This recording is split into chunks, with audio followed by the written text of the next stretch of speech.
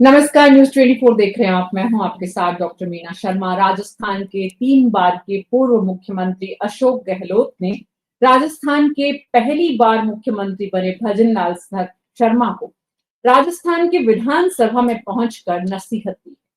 सिर्फ नसीहत ही नहीं दी बल्कि सरकार की कार्यशैली पर सवाल भी उठाए हैं। अनुभवहीनता का आरोप भी लगाया है। अशोक गहलोत पिछले लंबे समय से विधानसभा से दूरी बनाए हुए थे। अचानक विधानसभा में पहुंचकर उन्होंने सरकार पर जो हमला किया है, सरकार को जो सीख देने की कोशिश की है, पिछले लंबे समय से बहुत बड़ी संख्या में लोग इस बात को उठा रहे थे कि आखिर अनुभवी लोग वसुंधरा राजे और अशोक गहलोत जैसे वरिष्ठ लोग विधानसभा में क्यों नहीं आते हैं। विधानसभा में उनका जो अनुभव है उसका फायदा नए विधायकों को क्यों नहीं मिल पा रहा है, नई कैबिनेट के मंत्रियों को कैसे मिलेगा। तो आज आखिरकार अशोक गहलोत विधानसभा में पहुंचे तो उनके पहुंचने की गूंज हुई। क्या कुछ कहा वो हम आपको सुनाएंगे, लेकिन हमारे साथ खास मेहमानों का पैनल है। नितिन सारस्वत कांग्रेस के प्रवक्ता हैं, हितेंद्र शर्मा वरिष्ठ पत्रकार हैं, जगदीश शर्मा जी वरिष्ठ पत्रकार हैं। हितेंद्र शर्मा हमारे साथ बीजेपी के प्रवक्ता हैं, माफ कीजिए हितेंद्र जी। और राजीव जैन वरिष्ठ पत्रकार हैं। आप सभी का बहुत बहुत स्वागत है। तो हितेंद्र जी, आपको वरिष्ठ पत्रकार सुनकर कैसा लगा, जरा ये बताइए पहले। जी बीना जी, क्या सवाल हो गई? सुना नहीं उनको, ठीक है। नितिन सारस्वत जी, कांग्रेस के पूर्व मुख्यमंत्री बहुत देर बाद विधानसभा आए। उन्हें बहुत देर बाद ये एहसास हुआ कि सरकार इस वक्त जो काम कर रही है पिछले 1 साल से, वो अनुभवी नहीं है।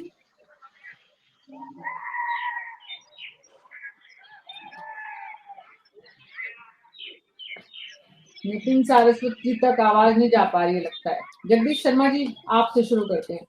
जगदीश जी, मुख्यमंत्री को नसीहत दी है पूर्व मुख्यमंत्री ने, अशोक जी ने भजनलाल जी को जो सीख दी है, सीखने लायक है भजनलाल जी के लिए? मीना जी, ऐसा है, बुजुर्ग लोगों का क्या काम है? और बुजुर्ग लोगों का काम क्या बचा? अब अशोक जी के पास अब काम क्या है? न उनको जयपुर में कोई पूछ रहा है, न उनको दिल्ली में कोई पूछ रहा है, न हिंदुस्तान के दूसरे कोने में कोई पूछ रहा है। वो सारा दिन घर पे अकेले बैठे बैठे बोर हो जाते हैं। कल सोचा उन्होंने कि भाई चलो आज तो चली चलते हैं विधानसभा, और विधानसभा पहुंच गए। और नसीहत देनी थी उनको, एक बुजुर्ग आदमी के तरीके से जो नसीहत दी जानी चाहिए देनी चाहिए थी। जो उनके दिमाग में फीलिंग है इस गवर्नमेंट के बारे में, उसको भी थोड़ा वो व्यक्त कर गए। ऐसे ढंग से व्यक्त कर गए कि उनके मन में जो थोड़ी बहुत कसक है, नई गवर्नमेंट ऐसे कैसे बन गई बीजेपी की, और इसमें पहली बार एमएलए बनने वाला आदमी जो है वो चीफ मिनिस्टर बन गया, और हम बैठे हैं इतने अनुभवी, तो चलो हम ही कुछ दे देते हैं इनको प्रसाद। वो प्रसाद कल उन्होंने नए मुख्यमंत्री जी को दिया कि आपको कैसे काम करना चाहिए, कैसे आप चल रहे हैं, और आपका चलने का तरीका अलग है, हमारे चलने का तरीका अलग है, आपको ऐसा चलना चाहिए, ये भी कहा उन्होंने। यानी कि उनके जैसा ही हो जाना चाहिए। अब बताइए आप कि कांग्रेस का एक chief minister Bharatiya Janata party के चीफ मिनिस्टर को नसीहत देगा तो क्या कहेगा? उनके उनके सम्मान में जो है कोई तस्परे तो पड़ेगा नहीं। वो तो यही कहेंगे कि साहब आपकी गवर्नमेंट गलत चल रही है, ब्यूरोक्रेसी के हाथ में है, आप निर्णय नहीं कर पाते हैं, आप ये नहीं कर पाते। तो ये नसीहत तो दी जा सकती है, कोई भी दे सकता है। इसके लिए एक्स चीफ मिनिस्टर होने की जरूरत नहीं है। ये तो जी, सामान्य आदमी भी ये बोलता है। लेकिन जगदीश जी, जब एक्स चीफ मिनिस्टर बोलता है तो उसके मायने होते हैं। वो भी 3 बार के मुख्यमंत्री, और वो भी कांग्रेस के वो मुख्यमंत्री जो राजस्थान और कुर्सी के प्रति उनका जो प्रेम और कुर्सी का उनसे जो प्रेम है, उसके किस्से पिछले साल लगातार हमने सुने हैं।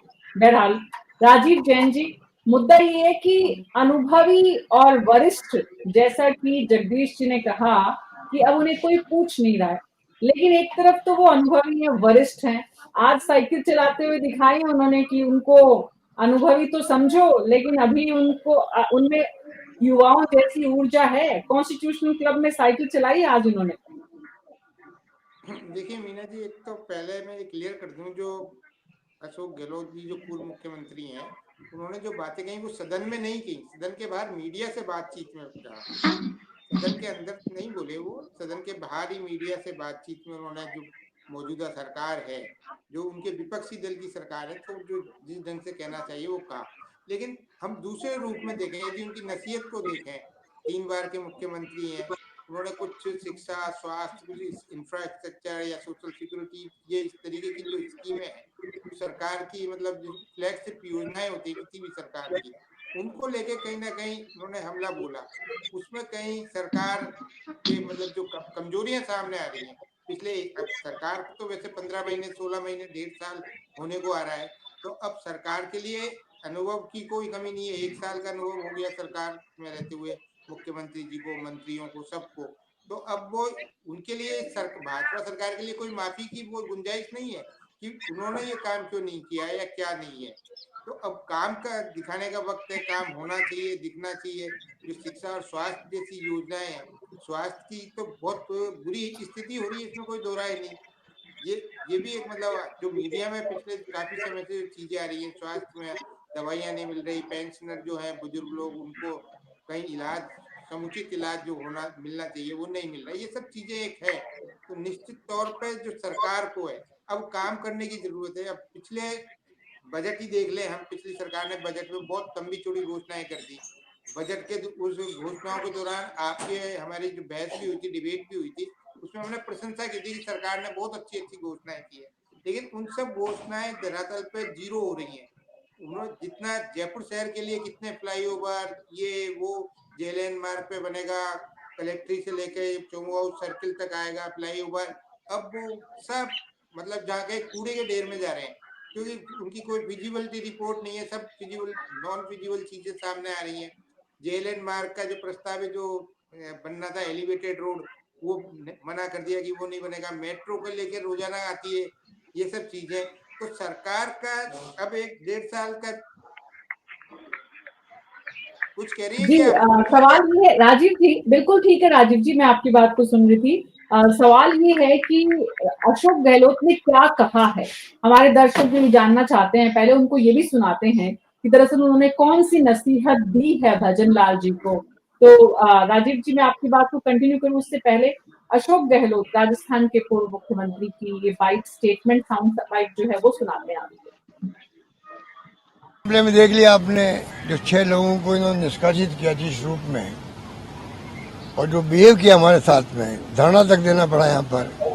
इससे बड़ा दुर्भाग्य क्या होगा कि मेन मुख्य विपक्षी दल के लोगों को धरना देना पड़े यहाँ पर। धरना शांतिपूर्वक दिया गया, पर जो इनका व्यवहार रहा, मैं समझता हूँ वो तारीफ के काबिल नहीं है, बल्कि कहना चाहिए अगर ये चाहते, हमारे वक्त में कई बार निष्कासित हुए हैं, 1 दिन 2 दिन में भी हमने कोशिश की बुला के बात करें और निष्कासन समाप्त करें, हाउस चले पक्ष विपक्ष से। बिना विपक्ष के हाउस क्या चल सकता, बिना विपक्ष के पक्ष क्या है? सबको मालूम है कि बिना विपक्ष के लोकतंत्र में पक्ष कुछ नहीं होता है। पर जिस रूप में इन्होंने बिहेव किया, बिना विपक्ष के हाउस चला दिया, दुतासे जी को टाँगे बना करके बहस शुरू करवा दी गई। अगर इनमें साहस होता, नैतिक साहस, तो विपक्ष को बुलाते, निष्कासित समाप्त करते, उसके बाद में स्पीकर साहब को जो तकलीफ हुई थी उसको वो बहस करने की बात करते। उसमें बहस होती पक्ष विपक्ष की कि इसमें बहस होनी चाहिए कि नहीं होनी चाहिए थी। वो कुछ नहीं हुआ, एक तरफा बहस हो गई, आरोप लगा दिए गए, कोई मीडिया में खबर आ गई, इसके मायने नहीं होता कि आप उसको लेकर के हाउस के अंदर ही उसको इश्यू बना दो। ये जो सब कुछ किया गया, मैं समझता हूँ ये अनुभव की कमी है। इनको गाइड करने वाला कोई है नहीं, इनके सलाहकार भी ऐसे ही लोग हैं, इस कारण से ये सब नौबत बनी है। अभी हम कहना चाहेंगे विपक्ष रचनात्मक सहयोग करेगा इनके साथ में। विपक्ष पूरी तरह चाहेगा कि प्रदेश के हित सर्वोपरि हमारे लिए हैं, उस रूप में विपक्ष साथ देना चाहेगा। ये मैं आपको कहना चाहूंगा इस मौके पर। जी, नैतिक साहस की कमी है हितेंद्र शर्मा जी पक्ष में? देखिए, गहलोत साहब सामने आए, इसके लिए हम उनका स्वागत करते हैं। उनने सलाहें दी, बहुत अच्छी बात है, वो वरिष्ठ हैं, अनुभवी हैं। मगर हम गहलोत साहब की सलाहों को ज्यादा मान नहीं सकते, क्योंकि गहलोत साहब को 3 बार राज करने का मौका मिला और उन्होंने इतनी अच्छी सलाहें दी और इतने अच्छा काम किया था, तो 3 में से एक बार भी रिपीट नहीं हो पाए गहलोत साहब। और जो उनका कहना है कि सरकार अनुभवहीन है, मगर अनुभवहीन सरकार ने जिस तरह से प्रदेश हित में काम किया है, जो बजट दिया है वो सबके सामने, चाहे वो कृषि में हो, चाहे वो चिकित्सा में हो, चाहे वो शिक्षा में हो, चाहे वो सड़क परिवहन में हो, कई सारे सभी क्षेत्रों में, महिला सुरक्षा में, सभी क्षेत्रों में हम लोगों ने जो काम किया है, मेरे पास उसकी एक लंबी फहरिस्त है, जो मैं भी आने वाले समय में डिबेट में बताऊंगा। गहलोत साहब की बात को कांग्रेस में भी कोई प्रामाणिकता से, गंभीरता से नहीं लेता, तो पायलट साहब के लिए भी बोल जाते हैं तो गहलोत साहब की बात को ज्यादा गंभीरता से लीजिए। मुझे नहीं लगता आवश्यकता है। सरकार बहुत अच्छा काम करती है, समस्याओं को बहुत अच्छे काम करती है। मैं बिल्कुल किसी चीज का जवाब देना चाहूंगा, आप चाहें तो अभी तो कांग्रेस के प्रवक्ता बोलिए, उनकी क्या बात है। हितेंद्र शर्मा जी की आवाज ठीक से नहीं सुन पा रहे हमारे दर्शक, कुछ टेक्निकल प्रॉब्लम है, थोड़ा सा दुरुस्त करिए हितेंद्र जी। नितिन सारस्वत जी, अशोक गहलोत जी की सत्ता पक्ष में रहते हुए जिस तरह से सचिन पायलट की यहाँ पर जिक्र हितेंद्र जी ने किया है, बात यह कि अब अशोक गहलोत जी वरिष्ठ हैं, उन्हें जरूर कहना चाहिए और सत्तारूढ़ दल के मुख्यमंत्री को जरूर सुनना चाहिए कि पूर्व मुख्यमंत्री उन्हें क्या कह रहे हैं। लेकिन ये नैतिक साहस की कमी, विपक्ष के नेताओं की बर्खास्तगी, विपक्ष के विधायकों की बर्खास्तगी पहली बार तो हुई नहीं है। देखिए मीना जी, मैं सबसे पहले आपके दर्शकों को नमस्कार करना चाहता हूं और मैं ये कहना चाहता हूं कि आज जो गहलोत साहब जी हैं, उन्होंने जो 3 बार के सीएम भी रहे राजस्थान के, आज उन्होंने जो चर्चा की वो किस बात पे की कि किस तरीके से शिक्षा का क्या हाल है, स्वास्थ्य का क्या हाल है, गुड गवर्नेंस का क्या हाल है, जो वादे करके आए थे उनका क्या हाल है, लॉ एंड ऑर्डर का क्या हाल है। मैं आपको सबसे पहले बताना चाहता हूं कि कल ही खनन माफियाओं के खिलाफ में हाई कोर्ट ने सरकार के लिए कहा है कि ये सरकार सीबीआई को सहयोग नहीं कर रही उन माफियाओं के खिलाफ। बजरी माफियाओं के लिए इन्हीं सरकार का कैबिनेट मंत्री कहता है कि 8 करोड़ की बजरी डेली निकलती है, लेकिन सरकार कोई कार्रवाई नहीं कर रही। रेप पीड़िताओं को कभी मुख्यमंत्री को पकड़ना पड़ रहा है, कभी टंकी पे चढ़ना पड़ रहा है ताकि हमारी जान बचा पाए। हमारी पुलिस को लगातार माफियाओं के द्वारा पीटा जा रहा है और सरकार के जू पे कान पे जू नहीं रह रही। स्वास्थ्य का क्या हाल है, हम लगातार रिपोर्ट देख रहे हैं, कहीं दवाइयां नहीं है, कहीं आरजीएचएस में क्या नाम से पेमेंट नहीं हो रहे, एसएमएस के अंदर जनरेटर नहीं चलाया जाता क्योंकि डीजल की कमी रहती है, जिंदा आदमी को मृत बना दिया जाता है, पीएमओ कर दिया जाता है। आज तमाम लोग, चाहे आरयूएचएस में हो, चाहे राजस्थान मेडिकल काउंसिल के अंदर हो, चाहे तमाम अधीक्षक हो, वो तक ये सरकार 1.5 साल के अंदर नहीं लगा पा रही है। आप इस तरीके की हालत देखिए सरकार के अंदर कि किस तरीके का, विधानसभा पे देखिए कि मंत्री आज भी जो क्वेश्चन है उनके आंसर देने के लिए तैयार नहीं है। आज स्वास्थ्य मंत्री कह रहे हैं कि हमने वादा किया था कि जो महिला होगी उसको घी का वो प्रोविजन अभी हमारे पास और 3 साल है, हम आराम से दे देंगे। तो जो इस तरीके की अगर सरकार चल रही है और जनता, आप छोड़िए गहलोत साहब ने क्या, अगर राजस्थान की जनता का इकबाल इस सरकार से खत्म हो रहा है तो वो इम्पोर्टेंट है कि वो इकबाल बने, चाहे लॉ एंड ऑर्डर हो, शिक्षा हो। आज अभी राजीव जैन जी ने बताया कि तमाम घोषणाएं की गई, नो ग्रीनफील्ड एक्सप्रेसवे की घोषणा की गई, एक की भी डीपीआर नहीं बनी, तमाम प्रोजेक्ट की बात कही, 80% को बोल दिया कि वो फिजिबल भी नहीं है।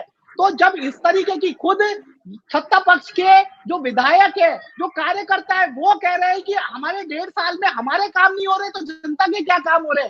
तो अगर जनता इस तरीके से त्रस्त है, हाहाकार मच रहा है, तो जरूरी नहीं कि जगदीश शर्मा जी की बात करा जाए जो किसी कुंठा से कांग्रेस के या कांग्रेस के नेताओं से किसी कुंठाग्रस्त होके राजस्थान की जनता के आवाज उठाने में असक्षम है, राजस्थान की जनता के लिए चौथे पिलर होने के लायक अपनी जिम्मेदारी निभाने में असक्षम है। नितिन जी, आपकी जितनी उम्र है उतने साल उनको काम करते हुए हो गए, इसलिए उनकी कुंठा या उनकी निष्ठा या उनकी सोच या उनकी जो भी विचार है उस पर सवाल उठाना आपका अधिकार नहीं है। प्लीज, हमारे नहीं मीना जी, कि हमारे नहीं मीना जी, अगर 3 बार के मुख्यमंत्री के लिए नहीं नहीं, अगर 3 बार के राजस्थान के मुख्यमंत्री के लिए जिसने निःशुल्क दवा दी हो, जिसने निःशुल्क इलाज दिया हो, जिसने राइट टू हेल्थ दिया हो, जिसने शहरी नरेगा जैसी योजना लागू की हो, जिसने स्कूलों के बच्चों की शिक्षाएं फ्री की हो, जिसने इंग्लिश मीडियम स्कूल खोला और उसके लिए बोला जाए कि अब उनको घर पे बैठ के आराम करना चाहिए, उनको कोई नहीं पूछ रहा, वो इस तरीके की बातें कर रहे हैं। अगर ये बात एक वरिष्ठ पत्रकार बोलता है तो मुझे ये शब्द बोलने में कोई गुरेज नहीं है, और आपको भी इस चीज को समझना चाहिए कि एक वरिष्ठ पत्रकार अगर इस तरीके की भाषा का उपयोग 3 बार के मुख्यमंत्री, राजस्थान के पूर्व मुख्यमंत्री के लिए अगर कर रहा है, तो वो राजस्थान की जनता के लिए कितना उत्तरदायी है, जो चौथे पिलर होने के कारण उनकी जिम्मेदारी है। हालांकि मैं इस बात को बड़ी नहीं बनाना चाहता, मैं मेन बात करना चाहता हूँ राजस्थान की जनता बड़ी बात को बनाने दिया भी नहीं जाएगा नितिन जी, बड़ी बात आपको बनाने की अनुमति ही नहीं है यहाँ पर, आपको ये भी समझना होगा। पार्टी के प्रवक्ता हैं आप पार्टी का पक्ष रखिए, किसी पर व्यक्तिगत टिप्पणी करना आपको नहीं करना, आपको नहीं करना व्यक्तिगत टिप्पणी। अगर राजस्थान के पूर्व मुख्यमंत्री के ऊपर अगर गलत टिप्पणी होगी, नहीं मैं मैडम, अगर राजस्थान के पूर्व मुख्यमंत्री के ऊपर अगर गलत टिप्पणी बनी होगी तो मैं यहाँ पार्टी का पक्ष रखने आया हूँ। मेरे आदरणीय नेता राजस्थान की 10 करोड़ जनता के आशीर्वाद से 3 बार मुख्यमंत्री बने, इस तरीके की बातें अगर इस तरीके के शब्द बोले जाएंगे तो वो मुझे लगता है कि राजस्थान की जनता भी बर्दाश्त नहीं करेगी। मैं ये कह रहा हूँ, आप उनके क्रिटिसाइज कर सकते हो, उनको घर बिठा दिया गया, आराम कर रहे हैं, वो क्या करेंगे, वो इस तरीके की चीजें। उन्होंने क्या कहा, उन्होंने गुड गवर्नेंस की बात करी, उन्होंने बीजेपी ने जो वादे किए उसकी बात करी, जो इस तरीके से खनन माफिया, बद्री माफिया, जिस तरीके से माफियाओं का आतंक है इसकी बात करी, शिक्षा विभाग में जिस तरीके से 10-10 ऑर्डर हुए, 10 को बैक कर दिया गया, और आज भी जिनको प्रमोशन मिला है उन्हें पद नहीं दिए गए, उन्हें बैठ के वेतन दिया जा रहा है, उनको पोस्टिंग तक नहीं दिया, उन्होंने उसकी बात करी। उन्होंने 450 स्कूल बंद हो गए उसकी बात करी। उन्होंने महात्मा गांधी स्कूलों को जिस तरीके से बंद किया जा रहा है उसके ऊपर सवाल उठाए। उन्होंने कहा कि आपने कहा था 19,000 किसानों की जिनकी जमीनें नीलाम हो गई है उनको हम आते ही मुआवजा देंगे, आपने 1.5 साल में मुआवजा की प्रक्रिया भी पूरी नहीं करी, उन्होंने उसकी बात करी। उन्होंने बात करी कि कैसे खनन माफियाओं के लिए कोर्ट में आपको राजस्थान को शर्मसार होना पड़ा है, उन्होंने उसकी बात करी। उन्होंने स्वास्थ्य सेवाओं में किस तरीके से राजस्थान में किस तरीके से लचर रवैया देखने को मिल रहा है, उन्होंने उसकी बात करी। उन्होंने उसकी बात करी कि अगर विपक्ष कोई आवाज उठा रहा है, जनता के हित में उठा रहा है, आपके साथ खड़ा है, और आप उसको सुनने की बजाय विपक्ष को दमन करने का प्रयास कर रहे हैं, ये सही नहीं है। डेमोक्रेसी के लिए, सही लोकतंत्र के लिए जरूरी है, उसकी बात करी। उन्होंने कहा बजट में आपने लोक लबावन घोषणाएं करी पर आप उनको पूरा नहीं कर रहे, उन्होंने उसकी बात करी। तो ये सारी बातें राजस्थान की जनता के हित में है, इसमें कोई भी बात किसी भी तरीके से नहीं की। अभी आपके पास समय है, आप इनको पूरा कीजिए। उन्होंने इस तरीके की बात कही, और मुझे लगता है ये स्वस्थ लोकतंत्र के लिए एक अच्छी परंपरा है जो उन्होंने आज निभाया। उन्होंने सलाह भी दी, सीख भी दी, और जो आपने वादे नहीं किए उनके लिए आपको चेताया भी, तो इसमें क्या गलत बात है। और क्या राजस्थान की जनता आज हाहाकार नहीं है? क्या लॉ एंड ऑर्डर का क्या हाल है? क्या बीजेपी के लोग कह रहे हैं पूरे अखबार माफियाओं से भरा पड़ा है? आज इन्होंने तमाम जो वादे किए, कौन सा वादा, डीजल पेट्रोल अगर हरियाणा के बराबर है, किसानों को हम 12,000 सम्मान राशि करेंगे, हम क्या नाम से कांग्रेस के टाइम पे जो हुए मगरमच्छों को पकड़ेंगे, ऐसा ही भर्ती निरस्त करेंगे, आरपीएससी भंग करेंगे, हम तमाम जो बातें में 1000 बातें, कोई भी चीजें पूरी नहीं गई। तो आप इस तरीके की जनता का, विपक्ष का यही कर्तव्य है कि सरकार ने जो जनता से वादे किए उनको याद दिला जाए और उन्हें सही ट्रैक पे लाया जाए। थक गए आप नितिन सारस्वत जी। जगदीश शर्मा जी, विधानसभा में नितिन सारस्वत जी ने जितनी तारीफ, प्रशंसा अशोक गहलोत जी की है, हाँ बिल्कुल, आवाज आ रही है, कितनी बार जी आपको सुन पा रहे हैं नितिन जी, और आप अपनी ये ऊर्जा बनाए रखिए, लेकिन व्यक्तिगत टिप्पणी मत करिए। जगदीश शर्मा जी, आपकी वॉइस नहीं आ रही, मुझे क्लियरिटी नहीं आ रही। जगदीश जी, आपको आ रही है? हाँ, मुझे आवाज आ रही है जी। जगदीश शर्मा जी, बड़ा गुस्सा आया नितिन सारस्वत जी को, लेकिन सच कड़वा होता है।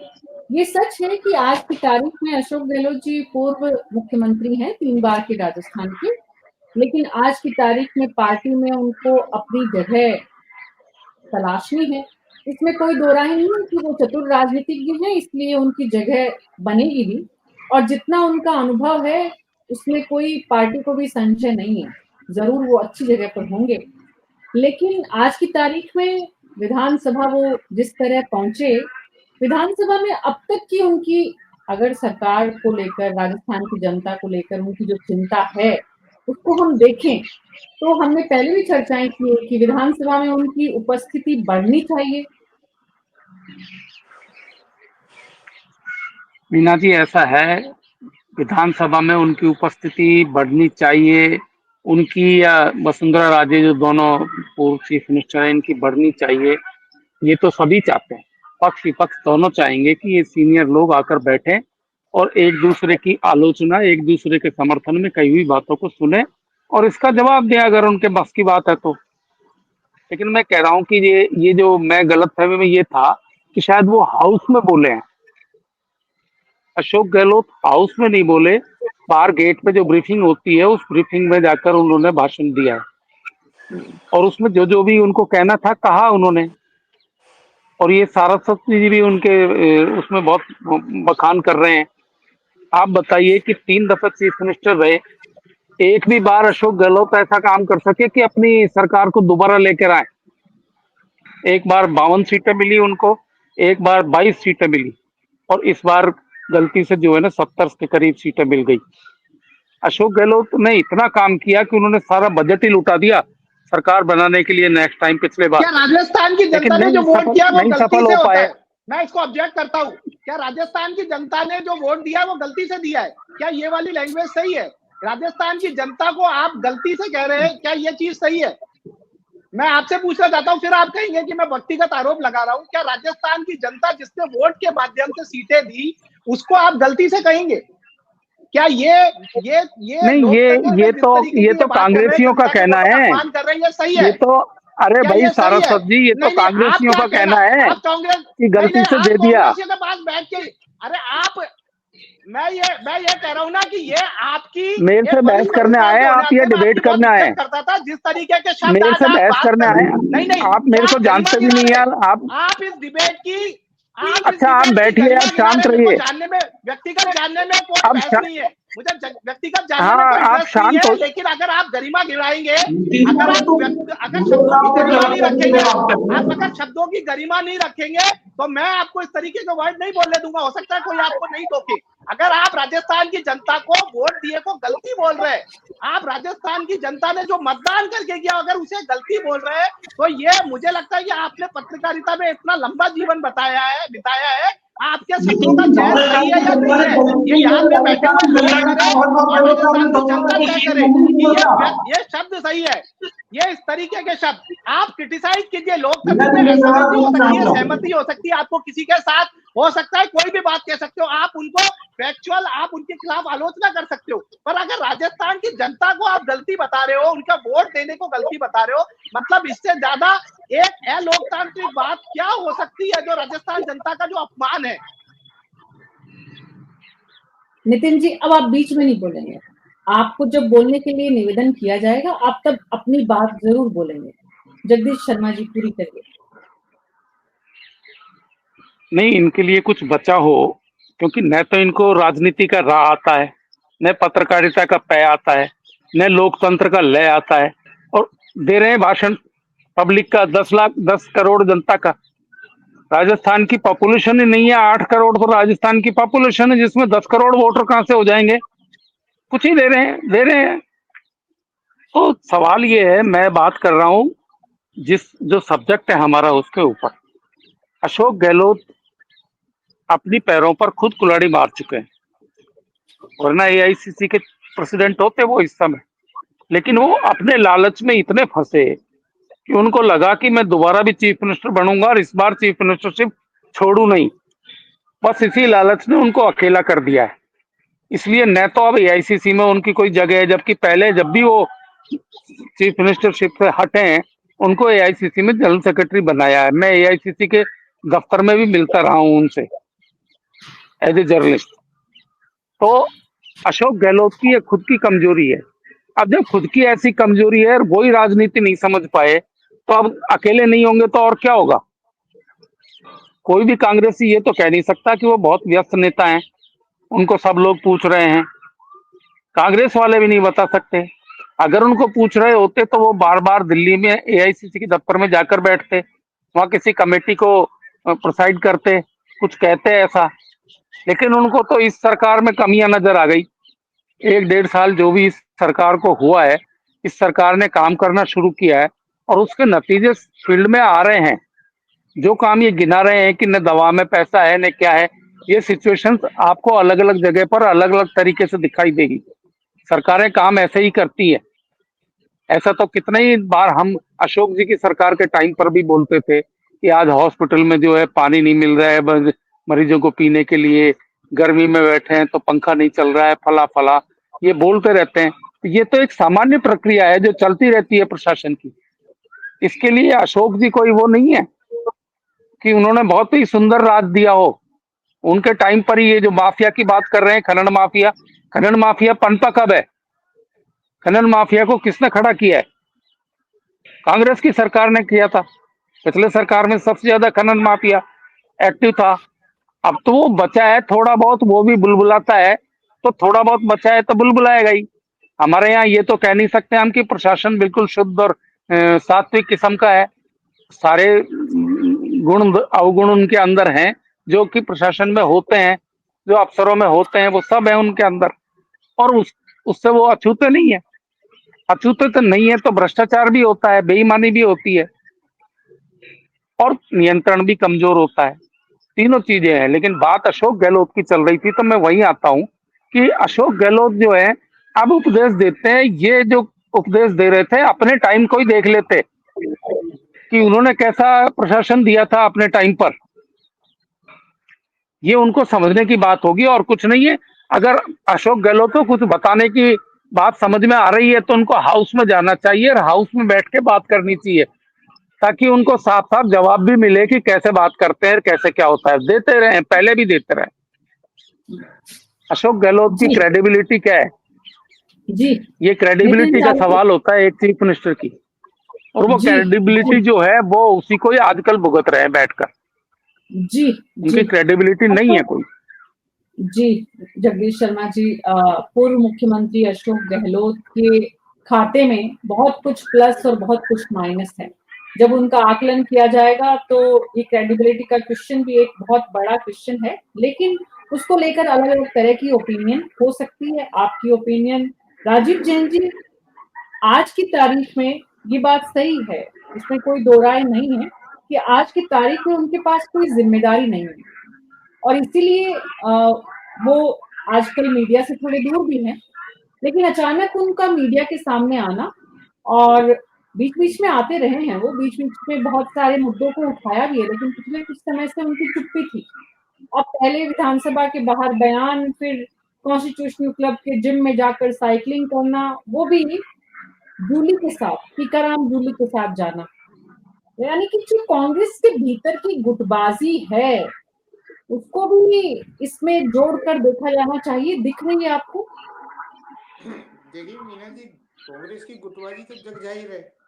पहले गहलोत तो पायलट गुट हुआ करते थे, अब एक और गुटबाजी शुरू हो गई, टीकाराम जूली और गोविंद सिंह डोटासरा की। उसके भी जो चर्चे हैं वो सब सामने आते हैं, हम लोग तो देखते ही हैं उसको सब चीजों से। लेकिन चीजें जो मूल चीजें हैं कि अब दोनों पार्टियों में गुटबाजी है। ऐसा नहीं कह सकते कि कांग्रेस में, ये बीजेपी में भी है। कांग्रेस की जो इतनी सीटें आई उसमें कहीं ना कहीं भूमिका बीजेपी के एक गुट की भी थी। आपने और हमने खूब बहस की है इस पर कि कितनी सीटें बीजेपी किस वजह से हारी। बीजेपी की एक बहुत बड़ी नेता, जैसी स्थिति अशोक गहलोत की कांग्रेस में, वैसी स्थिति भाजपा में वसुंधरा राजे की है। आज वसुंधरा राजे के साथ क्या है? तो दोनों दोनों पार्टियों में जो गुटबाजी है वो अलग तरीके की है। दोनों का एक अलग अलग उसका, जिसको कह सकते हैं, मतलब उनकी अलग अलग भूमिकाएं नेताओं की। बीजेपी भी कहीं अछूती नहीं है, कांग्रेस भी कहीं अछूती नहीं है। कांग्रेस तो क्या है कि एक कुछ जिसको कह सकते हैं कि बड़ी डेमोक्रेटिक टाइप की पार्टी है गुटबाजी के नाते। तो वह खुल के बोल लेता है कोई भी नेता, कोई जो गुट का होता है या दूसरे गुट का होता है। लेकिन जिस तरीके से अशोक गहलोत सक्रिय हुए, आज उन्होंने मीडिया से बात की, वह कॉन्स्टिट्यूशनल क्लब में गए। मैं अभी उनका एक टूर प्रोग्राम देख रहा था, कल शायद वो भरतपुर वगैरह के दौरे पे रहेंगे 2 दिन। अपना घर जो एक संस्था है वहाँ के कार्यक्रम में शामिल होंगे। तो ये एक नेताओं में सक्रियता बनी रहती है, जो मतलब पद पे नहीं होता। भाजपा में भी वसुंधरा राजे भी कहीं ना कहीं सक्रियता दिखाती हैं। अपने जन्मदिन पर उन्होंने एक यज्ञ कराया, शत्रु विनाशक यज्ञ। अब वो पता नहीं किसके लिए कराया था शत्रु विनाशक ये सब चीजें, वो सब गुटबाजी के ही एक अंदर है, सियासी लोग हैं, इसमें कोई दो राय नहीं, इसमें कोई बुरा भी नहीं है। हम लोग तो 30 साल से पत्रकारिता में यही देख रहे हैं इनकी गुटबाजी, तो हम तो बुरा भी नहीं मानते। ये नेता ऊपर जो कहते हैं वो तो एकजुटता की बात राग लाते हैं, लेकिन अंदर खाने आप हमसे बात करते हैं तो हमें मालूम है कौन सा नेता के अपनी ही पार्टी के किस नेता के लिए क्या क्या शब्दों का इस्तेमाल करता है। तो गुटबाजी से यहाँ प्रवक्ता बैठे हैं तो इनको अपनी पार्टी लाइन के हिसाब से बात करनी है, ये तो इनकी जिम्मेदारी भी है, इसमें कोई दो राय भी नहीं। लेकिन आप और हम तो मतलब बहुत अच्छी तरह, मीना जी आप भी खूब अच्छी तरह जानती हैं पार्टियों के अंदरूनी हालात क्या है, और जो सरकारों का काम मूल विषय अपना होता है सरकारों के काम के निकले। तो आप ये देखिए 3-4 दिन पहले होली पे पुलिस कर्मियों का मैच का बायकाट हुआ, उसके बाद अशोक गहलोत ने उस पर बयान भी दिया कि ये क्या है कि इसको सरकार को संज्ञान लेना चाहिए। तो मुख्यमंत्री जी ने उसी दिन संज्ञान लिया, डीजीपी को बुला के कहा कि इन पुलिस कर्मियों की समस्याएं हल करो और ये करो, एक अच्छी चीज है किसी की समस्या। आज यदि अशोक गहलोत ने कुछ चीजें उठाई हैं, मुद्दे उठाए, तो सरकार उसका संज्ञान ले, तो जनहित में इसमें कोई दो राय भी नहीं। लेकिन जो मौजूदा सरकार है उसको अब 1-1.5 साल हो गया है, मैं पूर्व में भी कह चुका, उसके लिए अब काम के लिए या अनुभव ये कह देना कि वो अनुभव नहीं है, अब वो कोई गुंजाइश नहीं है, उसकी कोई माफी नहीं है। पार्टी का आला कमान भी उसको कहीं स्वीकार नहीं करेगा, अब वो काम के नतीजे देखना चाहेगा। अब ये बेरोजगारी युवाओं के मुद्दे पे सरकार भाजपा ने बड़ा जोर शोर से उठाया था, आज स्थिति देखिए कैलेंडर इन्होंने राजीव जी इतिहास खुद को दोहराता है। अशोक गहलोत जब पहली बार मुख्यमंत्री बने थे तब ठीक वही बातें हुई थी जो इस वक्त भजनलाल शर्मा के मुख्यमंत्री बनने पर हो रही है। कांग्रेस पार्टी के वरिष्ठ नेताओं द्वारा नहीं आई थी, बड़े बड़े नेता थे पार्टी के, सबको दरकिनार कर दिया। ये जो आप जो कह रही है हिस्ट्री रिपीट्स इटसेल्फ, तो मतलब इतिहास अपने आप को दोहरा रहा है। भजनलाल जी आए, बड़े बड़े नेताओं को दरकिनार, मतलब दोनों पार्टियों में चीज चली। अशोक गहलोत बने जब भी बहुत बड़े नेता यहाँ मौजूद थे, वसुंधरा राजे बनी तब भी भाजपा के बहुत बड़े बड़े नेता यहाँ थे, सबको दरकिनार करके दोनों का एक 25 साल का शासन चला। अब एक नया रिजीम आया है, अब एकदम भजनलाल जी जैसे जो पहली बार के, तो ये दोनों पार्टियों के नेताओं को चौंकाया इस चीज ने। इसका असर दोनों पार्टियों में आने वाले समय की राजनीति में पड़ना तय। कांग्रेस में भी काफी बदलाव होगा, भाजपा में तो हो ही गया। अब भाजपा के जो मंत्री हैं, तो भैरव सिंह जी के जमाने के सिर्फ एक ही मंत्री हैं जो मदन दिलावर है, और 2 मंत्री ऐसे हैं जो वसुंधरा राजे की सरकार में रहे, एक किरोड़ी लाल मीणा और मदन दिलावर और गजेंद्र सिंह खींवसर, बाकी सारे लोग नए मंत्री बने। तो जिसको कह सकते हैं कि मतलब एक बदलाव की लहर जो भाजपा में साफ तौर पे दिख रही है। पार्टी संगठन का अब वो ढांचा भी बनने वाला है उनका, उसमें नए पदाधिकारी आएंगे, किस तरीके के आएंगे ये अपनी एक अलग डिबेट का भी विषय हो सकता है। लेकिन निश्चित तौर पे जनहित के कामों को चाहे विपक्ष उठाए और सत्ता पक्ष की ये जिम्मेदारी, मुख्यमंत्री जी का एक रवैया जो पिछले कुछ समय से देखने में आया है, विपक्ष ने कुछ मुद्दे उठाए तो वो संज्ञान में लेते हैं, वो अधिकारियों को निर्देश देते कि भाई ये गड़बड़ी कैसे हो रही है। लेकिन मैं दूसरी चीज कह रहा था, युवाओं के मुद्दे पे भाजपा बड़े जोर शोर से इस सत्ता में आई और बड़ी भूमिका भी रही युवाओं की। लेकिन आप देखिए 6 महीने से राजस्थान लोक सेवा आयोग का चेयरमैन ही सरकार नहीं बना पा रही। जी, की बात करते मतलब एक बहुत बड़ा पद है, बहुत सारे मुद्दे हैं जिन पर सरकार असमंजस की स्थिति में है, फैसला नहीं ले पा रही है, लिंगर ऑन हो रहे हैं, बार आगे सरक रहे हैं। और आरपीएससी तो मतलब एक बहुत बड़ा विषय था, उसकी ट्रांसपेरेंसी, उसमें सुधार प्रक्रिया सरकार की प्राथमिकताओं में सबसे पहले होनी चाहिए थी, उसके बाद भी सरकार ऐसा क्यों नहीं कर पा रही है हितेंद्र शर्मा जी? देखिए, मेरे को बहुत देर बाद मौका मिला, तो मैं चाहूंगा कि 2 मिनट का समय मेरे को बिल्कुल निर्विघ्न रूप से मिले। गहलोत साहब की बात पे आज ये पूरी डिबेट हो रही है।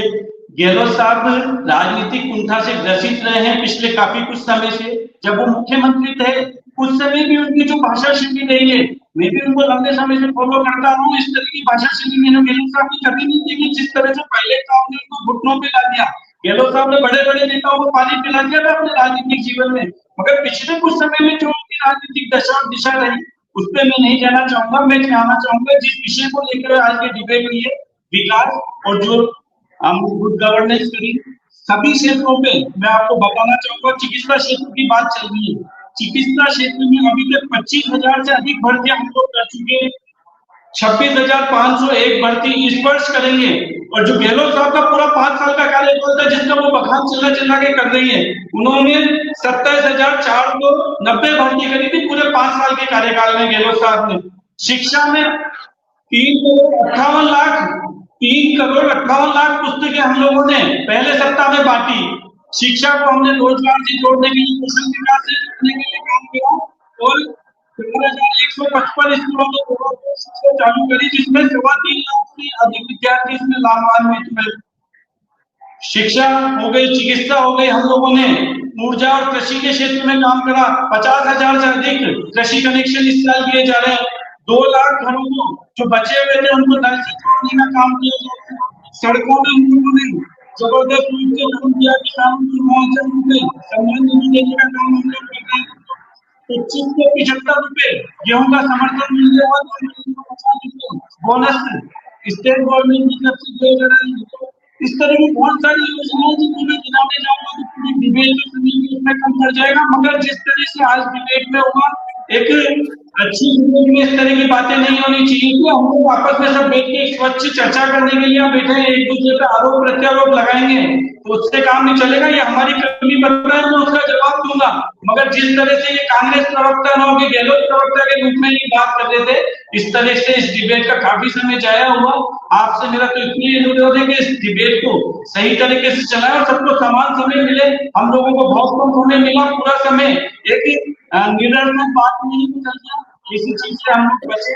मैं और कुछ चीजें बताना चाहूंगा। इन्होंने कहा कि किसानों के लिए, महिलाओं के लिए कानून व्यवस्था के लिए हम लोग काम नहीं कर रहे। कानून व्यवस्था के लिए हम लोगों ने 1,000 गश्ती वाहन नए लेने का फैसला किया, जिसकी संख्या बढ़े, गश्ती ज्यादा हो, कानून व्यवस्था सही हो।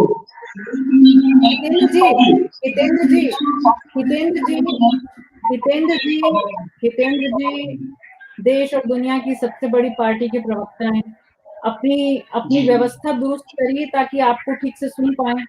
आपका ऑडियो ठीक से नहीं आ पा रहा है, तो आप टेक्निकली आप लोग बहुत स्ट्रांग हैं, अपनी व्यवस्था को वैसा ही स्ट्रांग बनाइए, पहली बात। दूसरी बात, आप लोग अपना अपना काम करिए। नितिन जी जगदीश जी को नसीहत दे रहे हैं, आप चैनल को नसीहत दे रहे हैं, अरे कुछ हमें भी आता है।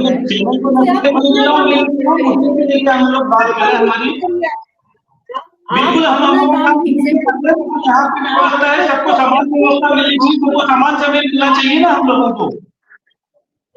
आप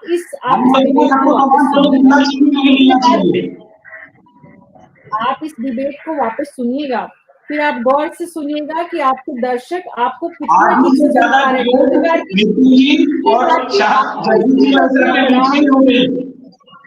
हितेंद्र जी, आपको इसलिए बीच में रोकना पड़ा कि आपका साउंड ठीक नहीं आ रहा है, आपका ऑडियो ठीक नहीं आ रहा है, इको कर रहा है, लोग आपको सुन नहीं पा रहे हैं।